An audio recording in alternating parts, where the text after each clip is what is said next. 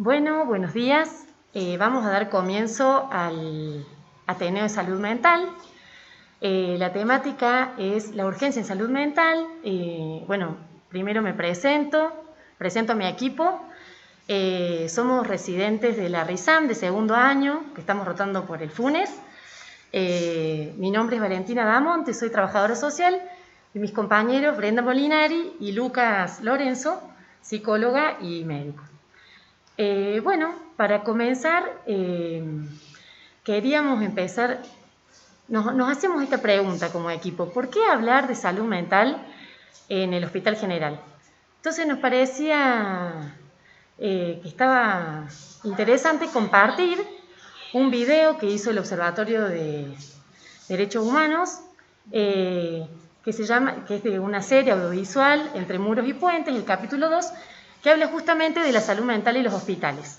Así que los vamos a invitar a compartir esto, y que el objetivo de esta jornada es que ustedes también se hagan esta misma pregunta, la contestemos entre todos, antes de ir específicamente a hablar de la urgencia en salud mental. Vamos a dar play.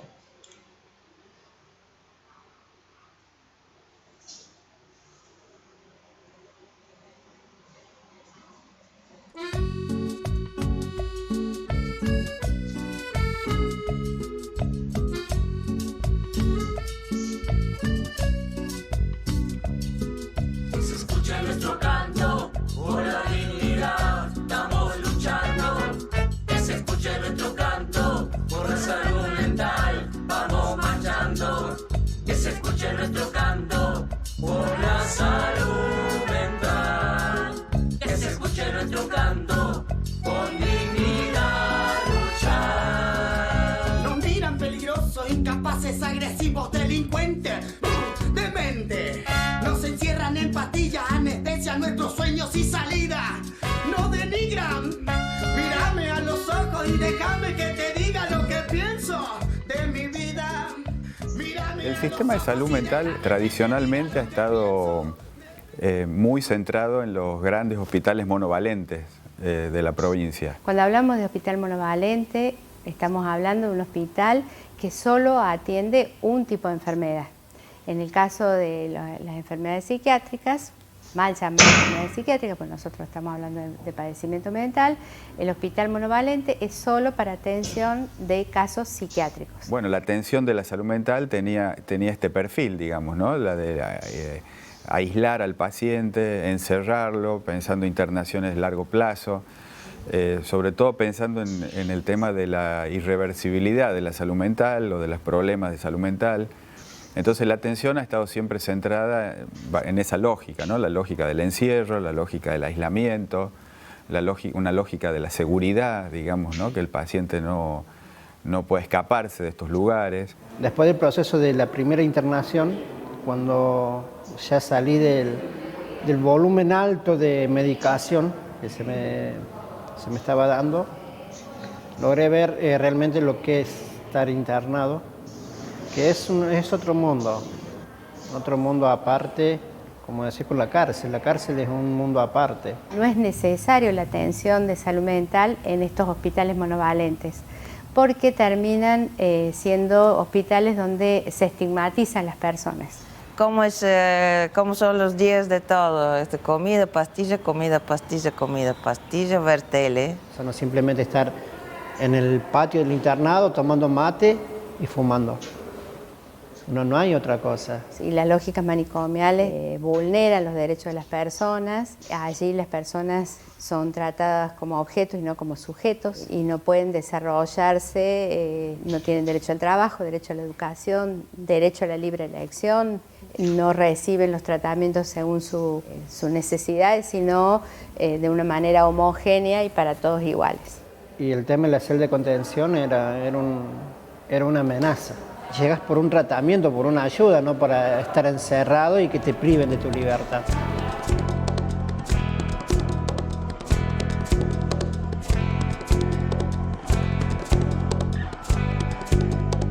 Uno no puede movilizar ni su pensamiento ni su movilidad corporal. Después necesita este trabajo en los talleres para equilibrarse, para entrar en sí, que es lo más importante en una primera etapa. Y por ahí querías ir a algún taller que querías participar, salir un poco de aquí, del internado, era cruzar una puerta y era respirar otro aire. O sea, era una puerta nomás la que tenías que cruzar y ya te sentías libre.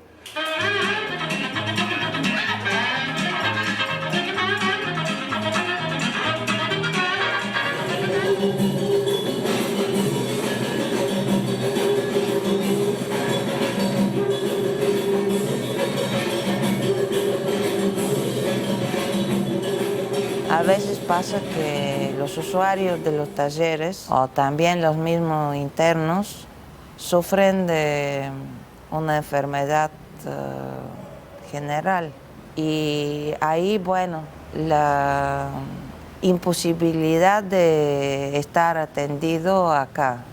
Y a veces todos los traslados son pérdida de tiempo que puede costar hasta la vida de uno. El hospital monovalente responde a un paradigma psiquiátrico, biologista, que tiene esta concepción de que todo problema que tiene que ver con la salud mental, con la enfermedad mental, debe ser aislado a ese modelo. Entonces, y a todos la misma respuesta, que es encierro y aislamiento, ¿no? Medicación, encierro y aislamiento. Las leyes de salud mental lo que plantean es un poco discutir esa lógica manicomial con la idea básicamente de trabajar con la posibilidad de la inclusión de las personas que tienen problemas de salud mental, abandonar esta idea de lo irreversible, de lo incurable y de lo peligroso que obligaba al encierro, empezar a pensar estrategias rehabilitadoras, de externación, de inclusión social, de atención a las personas cerca de sus comunidades, cerca de donde viven, ¿no? Y entonces se empieza a cuestionar la lógica manicomial y se empiezan a priorizar otros dispositivos. La idea del hospital general o equipos de salud mental integrados a los equipos de salud tiene que ver con acompañar a las personas a desarrollar sus proyectos de vida en los lugares donde las personas viven, más allá de su padecimiento o acompañando su padecimiento. Esta propuesta de servicio de salud mental del Hospital Rawson, al ser tan amplia, digamos, y al ampliar la diversidad de dispositivos, podemos hacer que los pacientes en las distintas etapas de sus tratamientos vayan rotando, ¿sí? No una rotación estricta, sino en la medida que nosotros vemos que la demanda cambia y que las necesidades de ese paciente van variando, nos planteamos, digamos, estrategias terapéuticas que tengan que ver con la participación en los distintos espacios. Yo empecé a venir, venía esporádicamente y después ya no quise faltar más. Todo el mundo me dice, ¿y por qué vas al Rawson? Así como que es algo que no es normal para la gente. Y me gusta venir acá porque veo que adelanto en mi problema. Adelanto mucho y me siento re bien.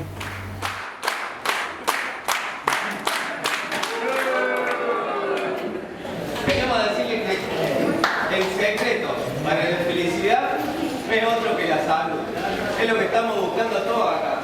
Entonces lo que le proponemos es que cada uno se acerque, agarre un hilito y traiga alguna de esas palabras para que sean leídas y compartidas por todos los que estamos en este momento acá. A veces hay que detenerse, parar, si no se puede perder la vida. Uno se lanza a un espacio compartido de encuentro. Todo encuentro habilita cosas. No nos agrupa alguna enfermedad, ni el género, ni por la edad. El servicio funciona con un sistema de admisiones en donde los pacientes ingresan sacando un primer turno, a partir del cual se le toma una entrevista y el profesional, en conjunto con el paciente, deciden cuál es la mejor estrategia terapéutica. A veces continúan un tratamiento con psicología, con psiquiatría, o otras veces se incluyen a los dispositivos grupales, que está la psicoterapia grupal, el taller de arte terapia, y también hay un grupo de adherencia para pacientes con HIV. A las personas a las que les invitamos no las relacionamos con ningún diagnóstico específico. Ni es una persona que es usuaria de salud mental, del servicio de salud mental únicamente, ni es una persona que es... O sea, no nos relacionamos con ellas desde un diagnóstico, nos relacionamos por la situación de internación. Me parece que pensarlo desde ese lugar, digamos, la corre del lugar de paciente, enfermo, con un rótulo, digamos. Y bueno, me aporta eso, el punto de vista externo y de un otro que te puede decir si ya pasó por eso, o sacarte de tu pupo, digamos, de tu única visión. Tenemos como dos vertientes. Por un lado, el arte como un medio de expresión de emociones, y por otro lado, o sea, que permite vehiculizar y expresar lo que una persona siente o piensa o le está pasando. Y por otro lado, nosotros decimos que a través del arte también se produce el hacer, ¿no? El sujeto se vuelve activo y al ver su obra finalizada, eso cobra un valor que le da un plus más allá de la expresión. La idea es armarnos algo, el collar que nos haríamos para usar hoy. El cielo cuando baja el sol, la toma aire. Es tu propuesta. Dedicación no es la respuesta. Alienación es tu propuesta. Medicación no es la respuesta. Sí, por lo menos pensamos en otra cosa, así. Esa es la idea. Ahí encerrado pensando en la familia, ¿no? Porque por ahí sueño y por ahí no. Y cuando uno sueña es feo, tiene que soñar siempre algo. Para mí fue un desafío importantísimo poder expresarme sin palabras. A quienes asisten,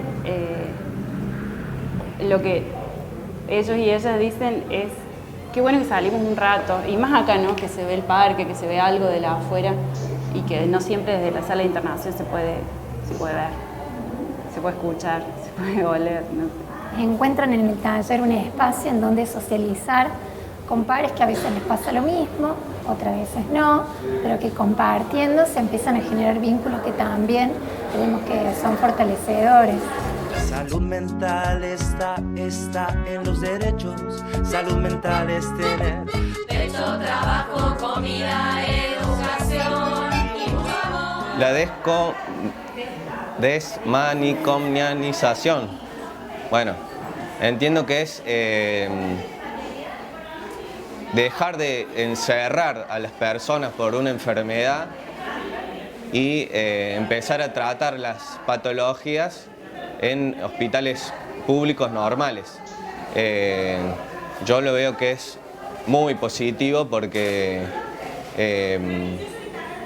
ya no es que es un loco que hay que encerrarlo, sino que es una persona que tiene una patología y se la puede tratar igual que cualquier otra patología. Que tengo un dolor en el hígado y tengo una cuestión emocional y están al mismo nivel. No sos más ni menos por tener cuestiones emocionales no resueltas o patología. Desmanicomialización es una vida en libertad, una vida acompañada, una vida con otros, donde el padecimiento psíquico sea comprendido como parte de la vida cotidiana. Yo creo que de eso se trata la desmanicomialización, ¿no? De armar una red por fuera del hospital o más allá de lo que se genera acá.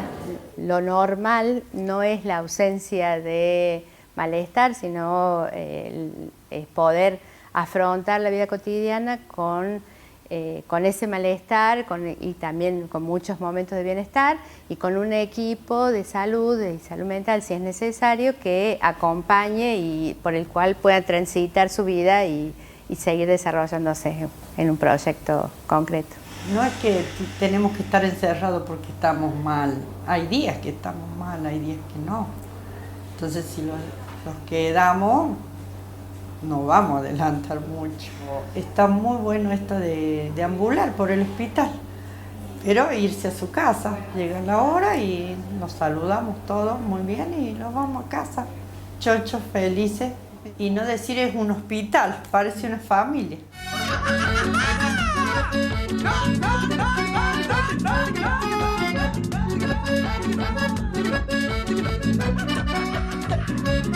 Activemos en los barrios, en las calles, en las plazas con mujeres, con los pibes, los guachines. Activemos en la casa, en el trabajo, en la escuela, donde sea, en la tarea. Activemos, transformémonos, cuidémonos, juntémonos, miremos. Somos muchos, caminando, bailando, cantando juntos, soñando, luchando, marchando juntos. Ese es nuestro canto por la dignidad. Porque no está en power. Bueno, lo voy pasando así. Bueno,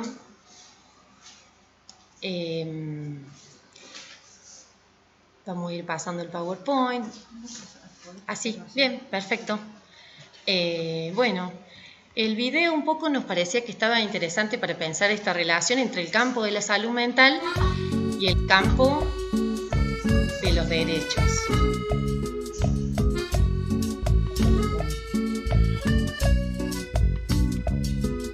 Se escucha nuestro canto por la dignidad, estamos luchando. Que se escuche nuestro canto por la salud mental, vamos marchando. Que se escuche nuestro canto por la salud mental. Que se escuche nuestro canto con dignidad luchar. Nos miran peligrosos, incapaces, agresivos, delincuentes, demente. Nos encierran en pastillas, anestesia nuestros sueños y salida.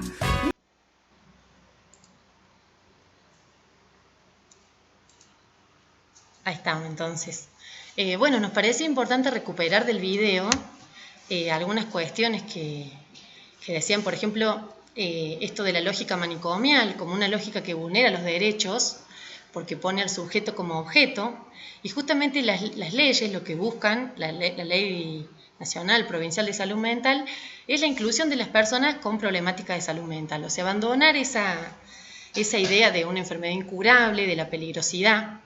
Por eso hablamos, acá pusimos como un antecedente, que después si les interesa pueden buscarlo, un informe del CELS, del Centro de Estudios Legales y Sociales, que en 2007, bueno, realizan un informe para visibilizar cómo se vulneraban sistemáticamente los derechos humanos en estos nosocomios, ¿no? En los monovalentes. A partir del 2010, que se promulga la Ley Nacional de Salud Mental, acá pusimos una cita de Hugo Cohen porque habla de que es un hito para toda la región, ya que esta ley cumple con todos los estándares internacionales y normas de derechos humanos. Entonces, básicamente, lo que esta ley viene a hacer es un cambio de paradigma de la peligrosidad a la capacidad, de un enfoque tutelar a un enfoque de derechos y de la exclusión a la inclusión. Esta ley, bueno, no nos vamos a detener porque haya habido otras capacitaciones donde se ha hablado de la ley, pero nos interesaba, porque vamos a dar después paso a hablar de la urgencia, pero uno de los puntos de la ley es justamente que las internaciones deberían ser en hospitales generales, como último recurso, cuando aporte mayores beneficios terapéuticos y lo más breve posible. Entonces, me parece importante esto, la ley se promulgó hace 10 años, sin embargo, yo traía a colación un censo que se hizo el año pasado, en 2019, porque la ley justamente plantea el cierre de los monovalentes de salud mental, y en 2019 el censo da cuenta de que todavía hay más de 12.000 personas internadas en 100 instituciones monovalentes de salud mental públicas y privadas, que el promedio de tiempo de permanencia de estas personas son de 8 años en la parte privada, 12 en el sector público, y que de cada 4 personas, una lleva entre 11 y 90 años internada. por motivos sociales, no clínicos. Entonces, bueno, acá vemos cuánto falta, ¿no?, para la implementación. Y por otro lado, para esto a nivel nacional, por supuesto que los escenarios de implementación hay muchos actores con diferentes intereses, entonces por eso nos parece importante seguir hablando de la ley, de lo que significa. Y bueno, traigo también una declaración que hizo el Consejo Consultivo en Horario de Salud Mental y Adicción en Córdoba, que es un espacio de monitoreo de las políticas públicas de salud mental que está conformado por sindicatos de trabajadores de la salud mental, colegios de profesionales, organizaciones de usuarios, organismos de derechos humanos y también espacios académicos. Y en mayo de este año largaron un comunicado donde yo traje dos ítems que hablan en un primer momento de cómo se hizo el traslado de pacientes en el Hospital Colonia Santa María, ya que se querían reconvertir estos servicios para salas de atención de COVID. Y bueno, se hicieron traslados sin información, sin preparación, desoyendo a los profesionales. Y por otro lado, en hospitales generales, el Ministerio de Salud de la provincia solicitó designar camas asignadas a salud mental para el tratamiento de otras patologías vinculadas al COVID. Y bueno, también lo que decía, lo que manifestaba el Consejo, o sea, como que el Consejo visibiliza cómo se siguen vulnerando estos derechos, ¿no? Y había testimonios de usuarios que intentaron acceder a hospitales generales y se encontraron con negativas de brindar atención, fueron derivados de un hospital a otro, se encontraron expuestas a detenciones de la policía, demoradas en comisarías de la ciudad. Bueno, así que en este contexto se profundiza la histórica falta de acceso de estas personas usuarias a las instituciones generales de salud. Ante este panorama, nosotros, más allá del cierre del manicomio, hablamos de la sustitución de las lógicas manicomiales, porque acá ponemos una cita de Faraone, que es trabajadora social, investigadora en esta área, que dice, bueno, el manicomio no empieza y termina en sus muros, sino que trasciende. Podemos estar en un dispositivo alternativo o podemos estar en el hospital general y ser aún más manicomiales, ¿no? Entonces, bueno, queríamos traer a colación la importancia, ¿por qué hablamos de las internaciones o del abordaje de la salud mental en el ámbito de la atención del hospital general? Disminuye el riesgo de segregación, cronificación y abandono y de abusos de la integridad psicofísica de los usuarios, favorece un enfoque integral de los problemas de salud, permite que se realicen interconsultas, fortalece la adherencia a los tratamientos, garantiza un mejor abordaje de la urgencia y porque disminuye los tiempos de internación, favoreciendo la inclusión en la comunidad. Bueno. Sí. Bueno, para ir pensando un poco en la forma de intervención de la urgencia en el Hospital General, bueno, traemos a alusión un caso que tuvimos la semana pasada en la guardia del Hospital Domingo Funes, un usuario de 20 años por ingesta medicamentosa con deseo de quitarse la vida. Nosotros como primera intervención lo que hemos realizado es una entrevista, ¿no? Porque eso nos va a permitir, o nos permitió en este caso, hacer una valoración de la situación, ¿sí? Luego de la entrevista, de ponernos en contacto con los familiares de esta persona, bueno, dimos cuenta que presentaba riesgo para sí y terceros, porque, bueno, esta joven manifestaba que quería matarse y nos pedía que le ayudáramos para eso. Entonces, bueno, cuando tienen situaciones de riesgo para sí y terceros, muchas veces se decide la internación, ¿sí? En este caso tratamos de pedir un consentimiento para que acepte la internación. Bueno, en este caso la chica no quería, se había puesto bastante agresiva y es ahí donde, bueno, hemos decidido administrarle una medicación. Es decir, que las intervenciones se van haciendo de manera escalonada y procesual, es decir, empezamos con la entrevista, si hace falta la medicación y como último recurso la internación, que en este caso O sea, como que tuvimos que recurrir a la internación, y como era una usuaria que estaba siendo atendida en el hospital de Santa María con un equipo interdisciplinario de allí, hemos decidido trasladarla. Pero en este caso ya se deberían hacer las internaciones en este hospital, ¿sí? Para hablar, digamos, de urgencia, hay 3 tipos de urgencia: la urgencia médica, la urgencia en salud mental y la urgencia psiquiátrica. ¿Hay diferencias entre estos tipos de urgencias? Sí, hay diferencias.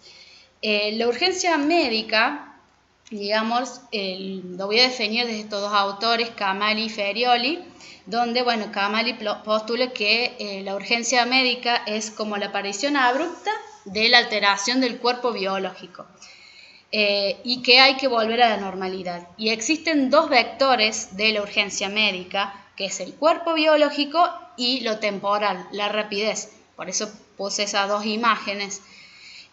Con respecto al tiempo y a la rapidez, Ferioli, que es un médico, plantea que en la clínica médica o en la cirugía, digamos, el médico como que se debe adelantar a la velocidad de los fluidos. Y bueno, esto no ocurre en el campo de la salud mental. Urgencia en salud mental, la definición que se van a encontrar en los protocolos, a la cual voy a hacer alusión, tiene que ver con una situación transitoria que irrumpe y altera las funciones psíquicas, digamos, el desempeño habitual de esa persona. Es como que se llegó a un punto límite, ¿sí? Es como una ruptura aguda del equilibrio, ¿sí? Entonces esto muchas veces se presenta como modalidades de respuesta que ponen en riesgo a la persona o a terceros, ¿sí? Para el psicoanálisis, digamos, también plantea esto de que la urgencia es el encuentro del sujeto con un acontecimiento que va a conmover su equilibrio, en donde los puntos de referencia en el cual se sostenía el sujeto, digamos, como que se desbordan, ¿sí? Y aparece la respuesta corporal. Eso me parece importante porque, por lo general, las urgencias en este hospital se manifiestan a partir de la respuesta corporal, ¿sí? Puse esas imágenes, un caracol con el tiempo, el vaso, que como esto de que rebalsó el vaso, digamos, es el punto límite, ¿no?, en el cual se ha llegado. Así se manifiesta la urgencia en salud mental, y esto de poder manifestarlo, hablarlo con esa chica ahí. En esto de que, digamos, estas imágenes representan las características de la urgencia en salud mental: el tiempo demorado, la acumulación del malestar y la necesidad de ponerlos en palabras, ¿sí? Una de las categorías importantes es el tiempo en salud mental. No se requiere de la rapidez como en la urgencia médica, ¿sí?, ya que el síntoma que termina definiendo una urgencia en salud mental tiene paradójicamente un tiempo de acumulación. Por eso esa imagen del vaso, un tiempo de acumulación del malestar. Por lo tanto, es necesario, digamos, pasear el tiempo, es decir, poner como un tiempo, una demora a este acontecimiento que se manifestó de manera precipitada, ¿no? Es decir, ponerle una pausa a esa velocidad exagerada, esa desmesura de la situación por la cual vino el usuario, ¿sí? Esta posibilidad de espaciar el tiempo permite que el usuario pueda pensar acerca de lo que le pasa, ¿no? Muchas veces, como en esto de darle un poco de tiempo y dar lugar a que el sujeto hable, ha pasado que se ha calmado, ¿sí? Se necesita un tiempo mucho más prolongado para que una urgencia, digamos, desde índole mental, se pueda integrar a la historia del sujeto, ¿sí? Está muchas veces el tiempo en la urgencia de salud mental es como que está ligado a un tiempo sin sentido, el sujeto no sabe, no entiende, se desconoce en el acto realizado, ¿sí? También necesitamos un tiempo en la urgencia en salud mental para que se pueda formular. Muchas veces nos han llegado casos en el cual la persona no demandaba nada, o por ejemplo demandaba irse y la urgencia se manifestaba por medio de la familia o por medio de la institución, ¿sí? Entonces es en la emergencia de un proceso subjetivo del propio sujeto donde se puede construir una demanda. Entonces nuestra intervención sería ayudar a construir esa demanda. Y por último, necesitamos un tiempo para evaluar el caso, ¿no? Para poder plantear las estrategias terapéuticas acordes, ¿sí? Bueno, y la urgencia psiquiátrica después lo va a referir mi compañero. Con respecto a la diferencia entre crisis y urgencia, bueno, un poquito ya venía explicando lo que es la urgencia.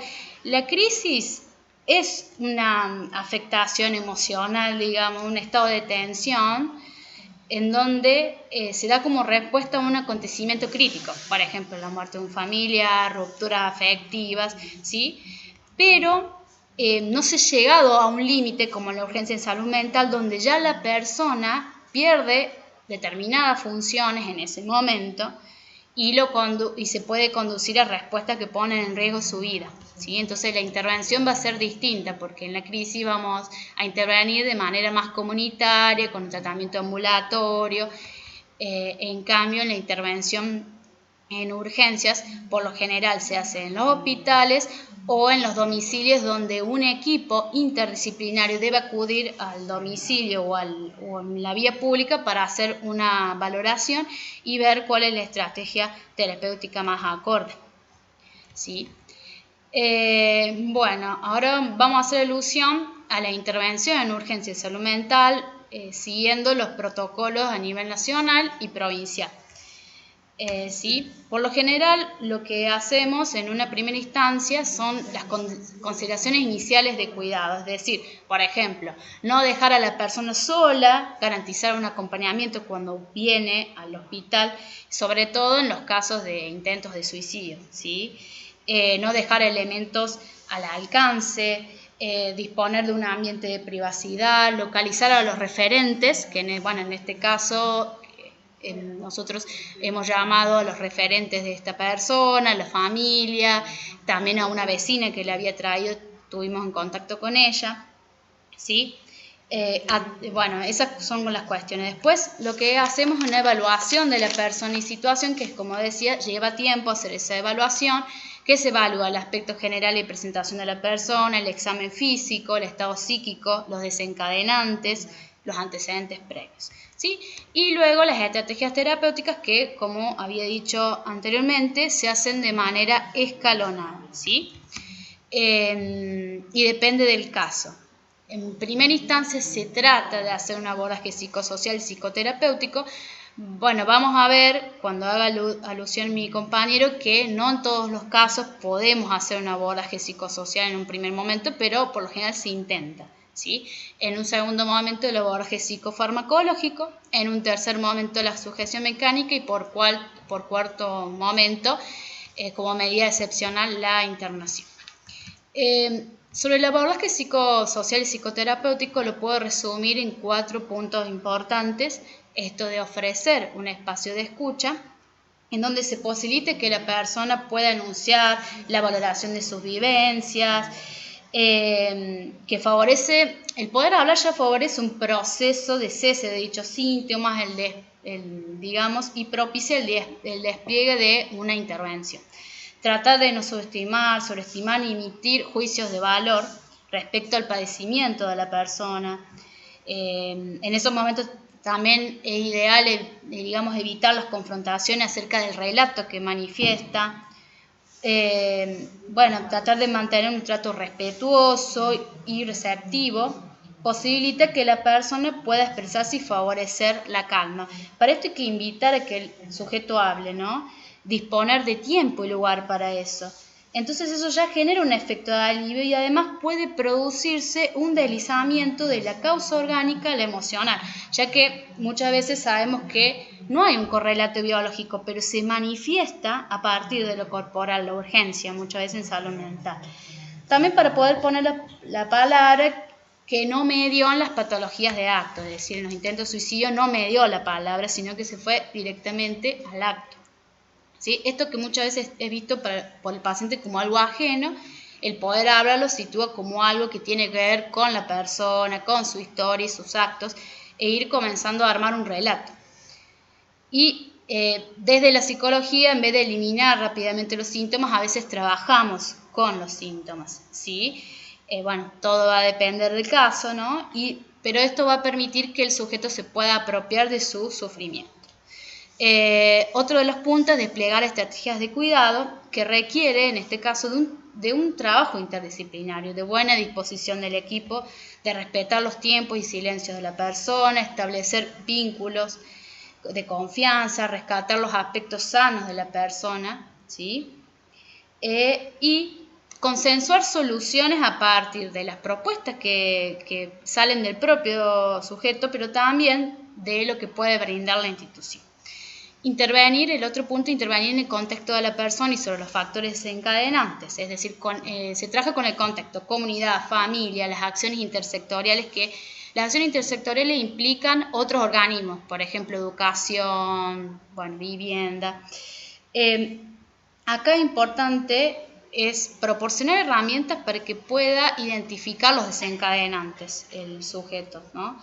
Detenerse en las coordenadas que lo trajeron a este momento. Bueno, ¿por qué llegó a ese punto? ¿Qué lo trajo? ¿Por qué esa conclusión anticipada? Por lo general los intentos de suicidio es decir que se va a la conclusión de quitarse la vida, ¿no? Entonces nos permitirán entramar alguna red y ayudar al sujeto, ¿sí? Y instalar la pausa y el tiempo para comprender, ¿sí? Se necesita de tiempo para que el sujeto pueda comenzar a comprender lo que le pasa. Es decir, que la urgencia en salud mental dura después en el tratamiento ambulatorio. Es decir, cuando hacemos el tratamiento ambulatorio, posteriormente a una internación, a una situación abrupta de la persona, seguimos en situación de urgencia con la persona, seguimos atendiéndolo, ¿no? Entonces, se necesita de tiempo ante la urgencia para concluir que el paciente exige, que muchas veces nos piden una respuesta, es decir, por ejemplo, que pase el malestar. Muchas veces lo vemos a eso. Abrimos un tiempo para que pueda comprender, para digamos, indagar qué significado le atribuye a lo que le pasa. Desde una corriente de la psicología, por ejemplo, la cognitiva conductual, se va a ayudar a que la persona encuentre significados alternativos a los implicados en el malestar. Digamos, que encuentre diversas alternativas para reducir la activación emocional o para explorar las emociones displacenteras a partir de darles un significado. Eso se puede hacer de diversas técnicas cognitivas y experienciales. También se parte de la hipótesis de que si hay un sufrimiento en lo emocional y en lo mental, esto incide también en lo corporal y en lo conductual. Entonces, si muchas veces se hacen intervenciones a nivel conductual, esto puede llegar a incidir también de manera positiva en los pensamientos, es decir, como una dinámica, ¿sí? Entonces, en conclusión, muchas situaciones se pueden resolver en esta instancia sin recurrir a la medicación, a la contención física o a la internación.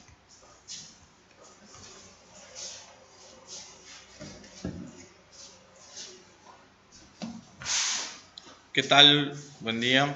Mi nombre es Lucas Lorenzo, soy médico, estoy especializándome en psiquiatría. Y bueno, como bien dijo mi compañero, voy a hablar de lo que es las urgencias psiquiátricas que se presentan por la guardia. Bien.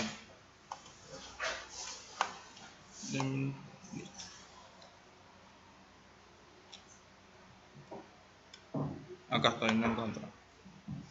Bueno, cuando tenemos una urgencia psiquiátrica en la guardia, lo que hacemos primero es un diagnóstico operativo. No es ni siquiera un diagnóstico presuntivo, porque no es posible llegar al diagnóstico presuntivo, ni siquiera un diagnóstico específico. ¿Qué significa el diagnóstico operativo? Es determinar si hay riesgo para el paciente o para terceros, si se debe internar o no, y si se debe realizar la continuidad de un tratamiento ambulatorio. Esto es lo primero que hacemos frente a un paciente que viene por una urgencia psiquiátrica. Ahora vamos a ver las manifestaciones más comunes que se presentan en las urgencias psiquiátricas. Tenemos la agitación psicomotriz, por un lado, y el intento de suicidio son las más comunes. Dentro de la agitación psicomotriz no es una enfermedad, es un cuadro sindrómico, el cual se presenta con una escalada de intensidad que puede comenzar desde muy escasa hasta llegar a una intensidad abrupta, en la cual el paciente ya llega a niveles de violencia altos. Dentro de la agitación psicomotriz tenemos dos etiologías muy importantes. Una pueden ser las orgánicas y otra las psiquiátricas o endógenas. Dentro de la orgánica, la agitación psicomotriz más común es el delirio o el síndrome confusional agudo, el cual se presenta más que nada en las internaciones, pero puede ocurrir que estemos ante un paciente con un síndrome confusional agudo en la guardia. Las etiologías del delirium o síndrome confusional agudo son básicamente tres. Pueden ser de origen neurológico, ya sea ACV, encefalitis, meningitis,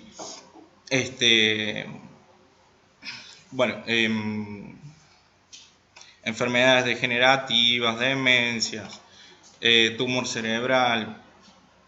Bueno, todas causas neurológicas que pueden llevar al delirium o síndrome confusional agudo, o pueden ser también causas metabólicas sistémicas como enfermedades endocrinopatías,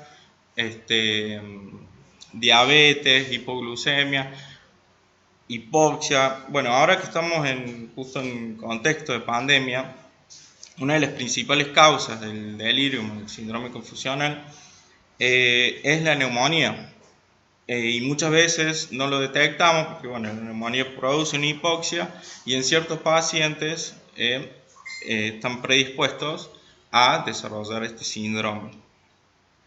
Dentro de las causas psiquiátricas, que nosotros llamamos endógenas, tenemos las causas psicóticas y las no psicóticas. Las psicóticas son la esquizofrenia o el trastorno esquizotípico, el episodio maníaco, el episodio depresivo, pero con una depresión agitada que vendría a ser una hipertimia displacentera. Es el paciente que está agitado, pero que con violencia. Podemos encontrar también un trastorno delirante agudo. Y dentro de las no psicóticas tenemos las crisis por conversión, o también llamada la famosa SH, la crisis de angustia, el ataque de pánico, trastornos de la personalidad como el trastorno de la personalidad límite y alteraciones en la conducta como el retraso mental o la demencia. Todas estas son causas de la agitación psicomotriz que podamos encontrar por la guardia. Como bien dijo mi compañera antes, estas urgencias son totalmente diferentes a lo que es una urgencia médica, en la cual el tiempo es corto, digamos, incluso demandado por el mismo paciente. En la urgencia psiquiátrica, el tiempo es más extenso y lleva un abordaje totalmente distinto. Dentro de lo que es las agitaciones psicomotrices, hablando de las dos grandes etiologías, tenemos el que habíamos dicho, el delirium, y las de origen psiquiátrico, las psicóticas o no psicóticas. La gran diferencia que existe entre el síndrome confusional agudo o delirium y las agitaciones de origen psiquiátrico o endógenas, tenemos que en el delirium existe una desorientación temporoespacial y un inicio brusco de los síntomas. No hay una alteración de la conciencia, hay una alteración de la conciencia a diferencia de lo que es de las de origen psiquiátrico, las cuales sí no presentan una alteración de la conciencia. En el delirium, con conciencia me refiero al estado de vigilia. Entonces, vamos a ver que el delirium tiene una alteración del estado de vigilia, que es algo que nos tiene que llamar la atención, además de Esto conlleva alteraciones en la memoria inmediata, en la orientación, en tiempo y espacio, y el delirium fluctúa en el día en cuanto a la conciencia, el estado de vigilia. El inicio de los síntomas es brusco, no encontramos antecedentes psiquiátricos, por lo que en el delirium tenemos que buscar siempre una causa orgánica, ya sea metabólica, ya sea por intoxicación, por trastorno por abuso de sustancias, ya sea por abstinencia o intoxicación, o neurológica. En las de origen psiquiátrico lo que vamos a ver es que no existe una alteración de la conciencia, el paciente está vigil. Puede estar desorientado, pero vigil, desorientado en su psicopatología, porque puede ser un paciente delirante, un paciente esquizofrénico, el cual no presenta la alteración de la conciencia. Siempre vamos a encontrar antecedentes de síntomas psiquiátricos. Es algo que se debe recabar muy bien en la anamnesis, si es posible dentro de la agitación psicomotriz. Vamos a ver lo que es el tratamiento de la agitación psicomotriz. El tratamiento se basa en 4 ítems muy importantes, que vendrían a ser el abordaje y medidas de seguridad, la contención verbal, como explicaba mi compañera, la contención mecánica, la sujeción, y la contención farmacológica o sedación. Muchas veces nos encontramos con un paciente agitado en el cual no se puede realizar ni una contención verbal ni desescalada, tampoco se pueden hacer el abordaje psicosocial, por lo que muchas veces lo primero que se hace es la contención mecánica. Siempre se intenta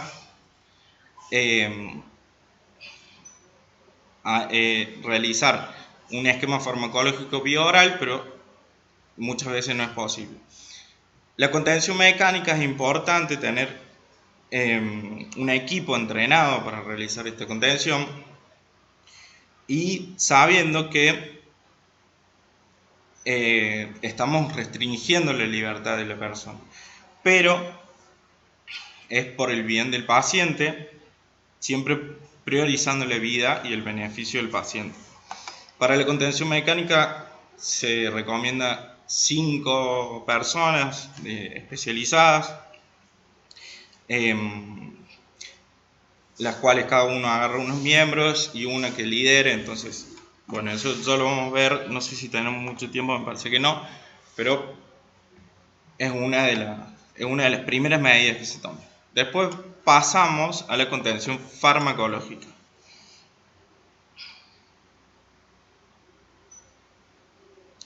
Bien, en la agitación orgánica se utiliza primeramente el haloperidol, que es un antipsicótico, solamente, excepto en el delirium tremens, en la abstinencia de benzodiazepinas o en agitaciones de origen comicial. Después tenemos la levomepromacina, la clorpromacina, que son antipsicóticos sedativos, pero tienen riesgo de hipotensión y aspiración.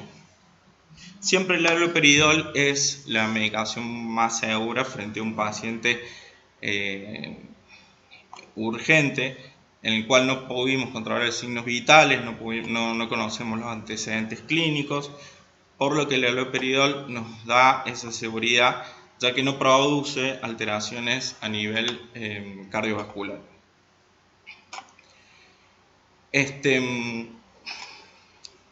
Pero como había dicho antes, en la agitación orgánica, el primer tratamiento es la causa subyacente.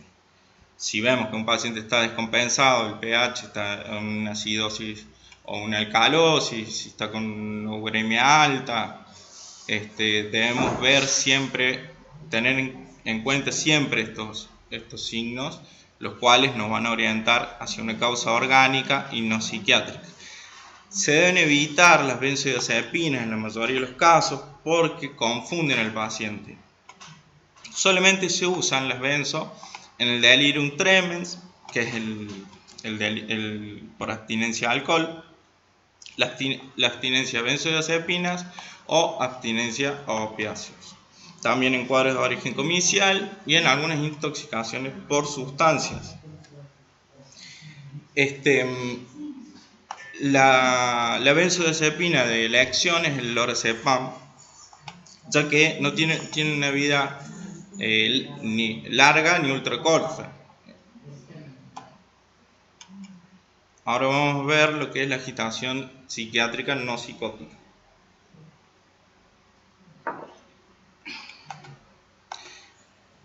La agitación psiquiátrica no psicótica es, como había nombrado antes, los trastornos por conversión, trastornos del límite, trastorno de la personalidad, el ataque de pánico, que estamos viendo mucho últimamente, los cuales se deben tratar principalmente por vía oral con benzodiazepinas. Acá sí se utiliza la benzodiazepina. Tenemos dos de primera elección, como el alprazolam y el clonazepam. Si es posible vía sublingual, mejor incluso. Y si es una agitación moderada, se hace una vía endovenosa o intramuscular. Hay que tener mucho cuidado con los efectos paradojales. El efecto paradojal es el efecto contrario al que esperamos que produzca la benzodiazepina. Entonces, vamos a ver que el paciente se agita más. Ahí debemos agregar antipsicóticos, como acá lo dije. Ahora vamos a ver lo que es la agitación psiquiátrica psicótica. Como habíamos dicho, la agitación psiquiátrica psicótica generalmente se da en pacientes con esquizofrenia ya diagnosticada, o puede ser un brote psicótico agudo, un delirio agudo, una bipolaridad. Entonces, acá tenemos el esquema que se usa principalmente en lo que es la agitación psiquiátrica psicótica. Primero que nada, el haloperidol siempre debemos ir haciendo en escalada, nunca los 3 fármacos de una, dependiendo del nivel de agresividad y agitación del paciente. El haloperidol se indica una ampolla de 5 miligramos, que es equivalente a 50 gotas, que vienen gotas también, o es equivalente a medio comprimido. Si vemos que el paciente no cede o que de primera debemos utilizar 2 medicaciones, la doble, se agrega el lorazepam. El lorazepam viene de 2 a 4 miligramos vía oral o intramuscular y se puede repetir hasta 3 veces dentro de media hora o 1 hora. Todo dependiendo de la medicación previa que vamos haciendo. La triple es el haloperidol más el lorazepam más la levomepromacina, todas vía intramuscular, la cual es la que se utiliza cuando tenemos una agitación psiquiátrica de alta gravedad. Bien. Otro de los motivos más frecuentes que encontramos por guardia es el intento de suicidio. El intento de suicidio, como decía bien mi compañera, se debe crear un ambiente de confianza, intimidad, actitud de escucha, respeto, validación. Nunca dejar al paciente solo. Muy importante no intervenir desde la moralidad. Entender que el intento de suicidio no es un delito, que muchas veces se piensa que es un delito, por lo tanto no debemos intervenir desde la moralidad propia. No hay que tener miedo de hablar con el paciente del intento de suicidio, de hablar por qué, las causas, por qué se quiso quitar la vida, hablar de la muerte. No hay que evitar estos temas que generalmente nos producen cierto miedo, por el miedo a que el paciente lo realice, pero no es así en la mayoría de los casos. Cuando uno habla con el paciente, descarga esa tensión psíquica que viene juntando y ayuda muchísimo, muchas veces mucho más que cualquier medicación.